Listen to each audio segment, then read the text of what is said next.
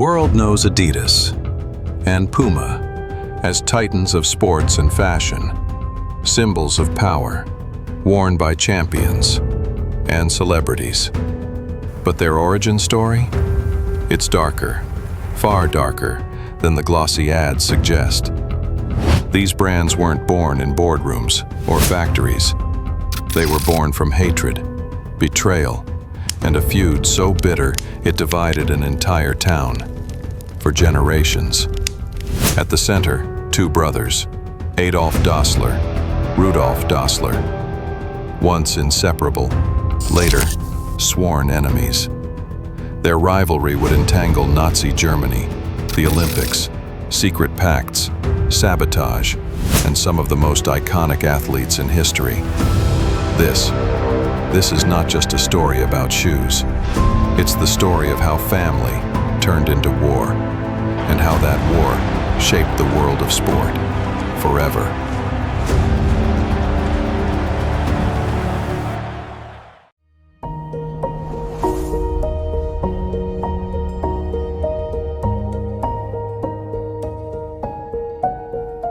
The Dasslers grew up in poverty, in Herzogenaurach, Germany.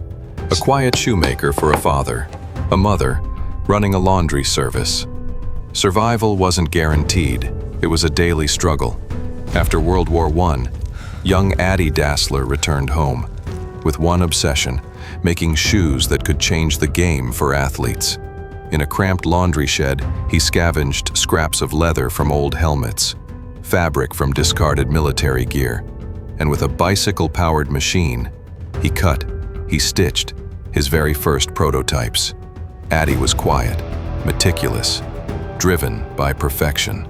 His brother Rudy, the opposite, bold, charming, great with people. Together, they were unstoppable. Adi built the shoes. Rudy sold them to athletes.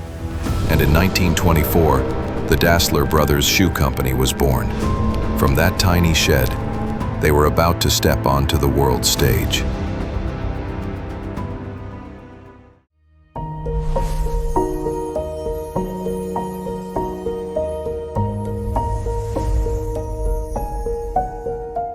The 1930s brought Hitler's rise to power, and like many businessmen in Germany, the Dassler brothers joined the Nazi Party, not out of loyalty, but to keep their company alive.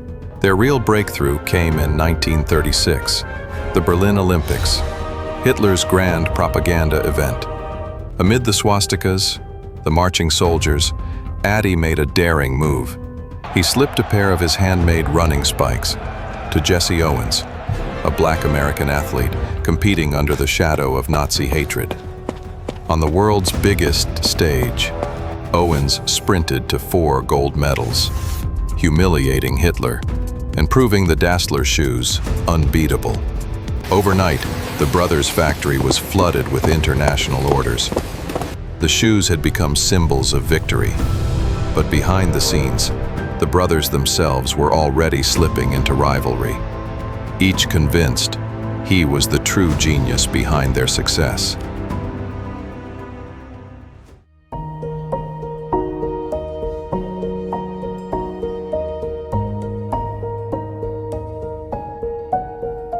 As World War II erupted, the Dassler factory was forced into service.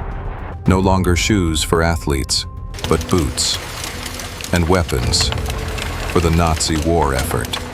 Adi and Rudy, once united, now lived under the same roof with their families. But every meal turned into a battlefield. Adi, obsessed with perfecting his designs. Rudy, chasing deals, recognition, power. Paranoia grew. And then, one night during an air raid, Adi muttered the words, "Bastards are back again." Rudy swore it wasn't aimed at the Allies, but at him. From that moment on, suspicion poisoned everything. Rudy accused Adi of hoarding leather. Adi, it said, tipped off the Americans about Rudy's activities, and Rudy was imprisoned. I never thought it would end like this. Trapped and alone. When the war finally ended, The company survived, but their brotherhood did not. Trust was gone, and what remained was hate.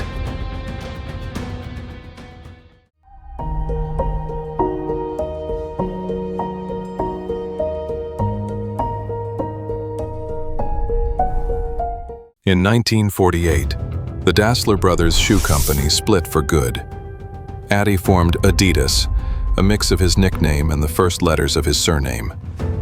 Rudy answered with Puma, sleek, sharp, just like its namesake. And in an instant, their hometown of Herzogenaurach became a town divided by shoes. A river split the city, and so did loyalty. Adidas on one side, Puma on the other. Shops, schools, even marriages took sides. The divide was so fierce, locals earned a nickname, bent necks. Why? Because before anyone spoke, they looked down at your shoes. If you wore the wrong brand, you were the enemy. Adidas rose quickly, defined by its clean, iconic 3 stripes. Puma struck back, rebellious, aggressive, carving its own identity. What was once a family business had now become a civil war.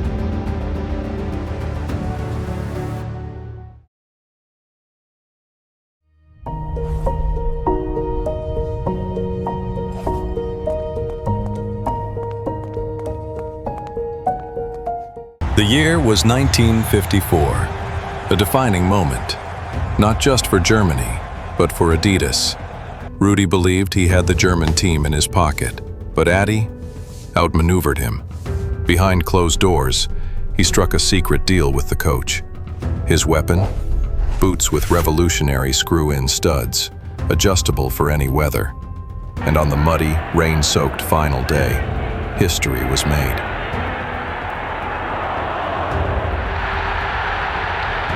West Germany stunned the unbeatable Hungarians. The world called it the Miracle of Bern.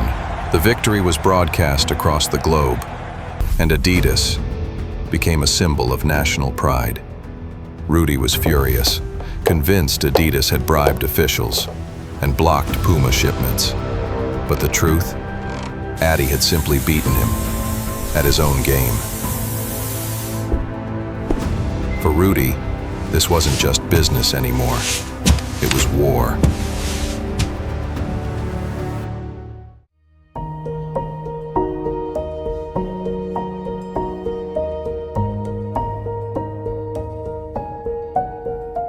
By the 1960s, Adidas and Puma were spending fortunes, fighting over athletes, one contract at a time. The madness grew so extreme that both sides agreed to a ceasefire, an unwritten rule. One man was strictly off limits: Pele, the world's most famous footballer, the Golden Prize. But then, 1970, the World Cup. Millions watched. As Pele walked to the center of the pitch, he knelt down and slowly tied his boots. Pumas. It was a marketing masterstroke. One simple gesture, and Puma had humiliated Adidas. The pact was broken. The world was watching. And behind the betrayal, not Rudy, but Rudy's son, Armin. The feud had grown beyond the brothers. It was no longer just rivalry. It was now a family legacy of treachery.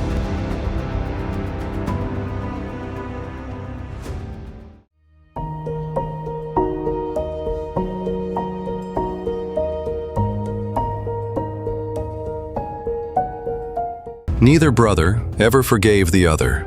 Adi and Rudy lived and died in the same town, but never spoke again. They were buried in the same cemetery, yet at opposite ends, as far apart as possible. Without them, both Adidas and Puma stumbled. The 1980s brought collapse, and Nike rose as the new king of sportswear. But the Dassler legacy? It refused to die. Adidas clawed its way back through bold leadership, legendary boots like the Predator, and partnerships with stars. From Beckham to Kanye West. Puma fought back with fashion, edgy collaborations, and then, 2009, employees from both brands walked onto the pitch for a friendly football match, a symbolic handshake after decades of rivalry. But in Herzogenaurach, the river still divides the town, and people still bend their necks to check your shoes. Because the feud, it may have ended on paper, but in spirit, it still laces every pair of Adidas and Puma. The story of Adidas and Puma is more than business.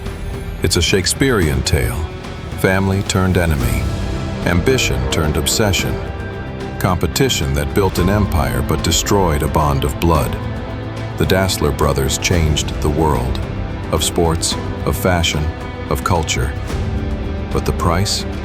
A lifetime of bitterness, carried to the grave.